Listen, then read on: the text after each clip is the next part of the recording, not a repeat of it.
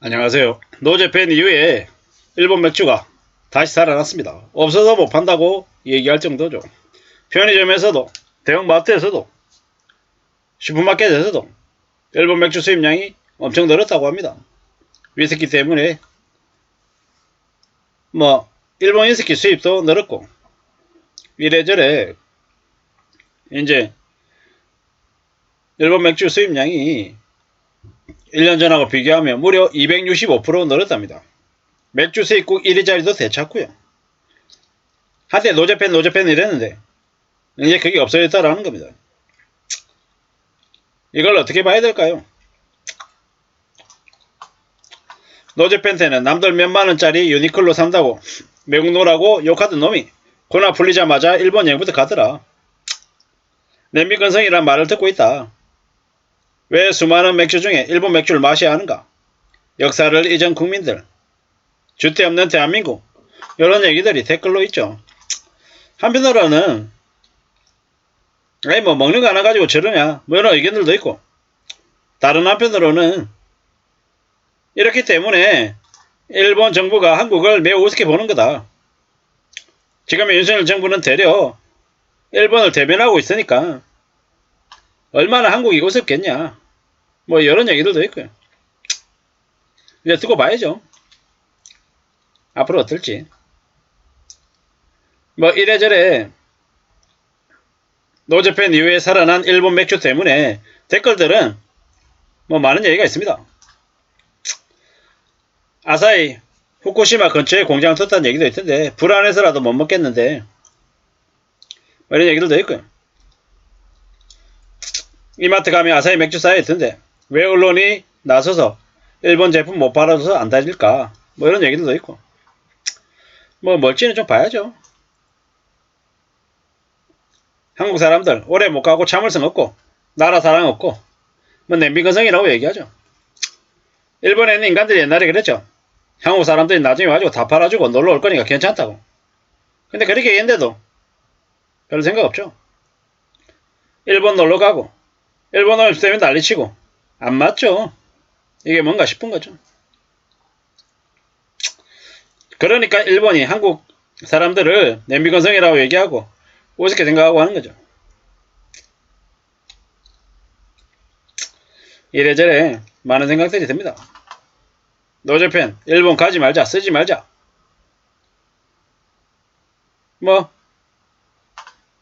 이래저래 이게 뭔가 싶은 거죠.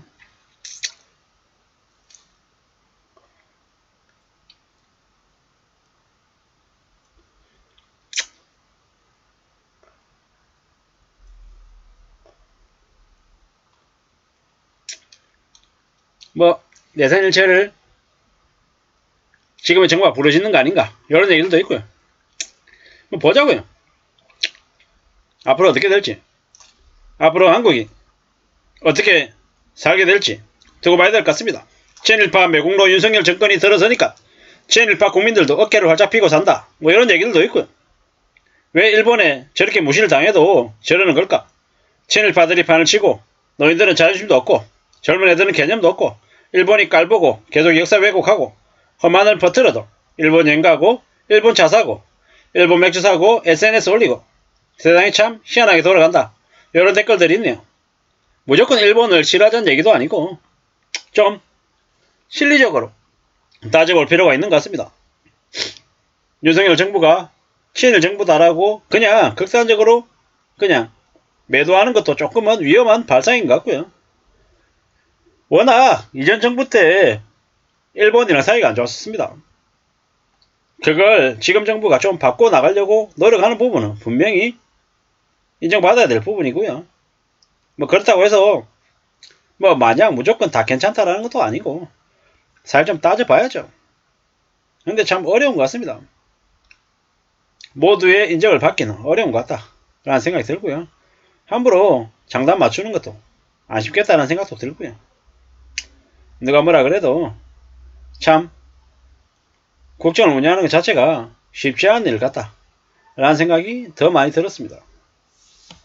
아무쪼록 대한민국이라고 하는 나라가 아니든 바뀌든 좀 많이 인정받고 사람들의 삶이 좀 괜찮아졌으면 좋겠는데 뭐 윤석열 정부의 친일 정책 어쩌고 저쩌고 온갖 얘기를 들어도 경제적으로 실리적으로 좀 도움이 되면 아니 그러면 괜찮은 거 아닌가 라는 생각도 좀 들고요. 뭐가 맞을까? 뭐가 틀리는 걸까? 뭐 많이 생각하게 됩니다. 특히나 지금은 경제적인 문제 때문에 실리적으로 국내 여행보다 해외여행인 더군다나 일본이 더 싸기 때문에 일본을 가는 경우도 많죠. 합리적인 것 같습니다. 친일 얘기하는데 어떻게 봐야 될까요? 많은 생각들이 들죠. 살아가는 삶이 참 쉽지 않습니다. 친일 외국 세력이다. 이런 얘기들도 있고요. 확실한 건 우리네 삶을 지켜낸다라는 것 자체가 참 쉽지 않고 일본이라고 한 나라의 상품을 마냥 무조건 적대시할 필요도 없고 좀 현실적으로 좀 따져볼 필요가 있다라는 거. 그리고 한국과 미국과 한국과 중국과 일본 가까이 있는 나라이기 때문에 영향을 주고받는 건 어쩌면 당연한 일일 수 있다. 물론 무조건 그래도 된다. 우습게 보여도 괜찮다. 뭐 다 퍼져도 괜찮다. 이런 얘기는 절대 아니고요. 실리적으로 좀 따져볼 필요가 있다라는 말씀을 좀 드리고 싶었습니다. 산다는 게 참 어렵다. 쉽지 않다라는 거죠. 어렵고 힘들고 막막하고 답답하다라는 생각을 해야 될 것 같습니다. 누가 뭐라 그래도 사는 게 참 어렵습니다. 안 쉽다라는 거. 정신 바짝 차리고 살아야 되는 것. 명심 또 명심해야죠. 그래야 됩니다. 그래야 삶을 살아낼 수 있을 것 같습니다. 차근차근 차분하게 움직여보자고요. 아무도 마음이 다 같을 수 없고 뭐들 다 이해해주지도 않는다라는 거. 일본이기 때문에 좀 더 민감하게 반응하는 것들도 있는 것 같다라는 것입니다. 근데 지금 현재 상황에서 한국은 경제적으로 많이 어렵기 때문에 미국이 됐건 중국이 됐건 일본이 됐건 잘 활용하고 잘 이용했으면 좋겠다. 그리고 너무 감정적으로 적대적인 표현을 하는 건 조금 경계할 필요가 있겠다라는 겁니다. 그보다 더 필요한 건 뭐다? 좀 실리적으로 일본과 관계를 맺는 게 좀 필요하지 않겠냐라는 겁니다. 만약 무조건 추종하는 것도 안 좋고 무조건 미워하고 겉으로 대놓고 적대감을 갖는 것도 좋은 모습이 아닌 것 같습니다. 좀 더 현실적으로 실리적으로 어떻게 관계를 형성하고 어느 쪽으로 경제적인 부분이 이득이 있는지를 좀 다듬어서 가기를 바랄 뿐입니다. 일본 맥주 인기에 빗대서 제 생각을 한번 말씀드려봤습니다. 감사합니다.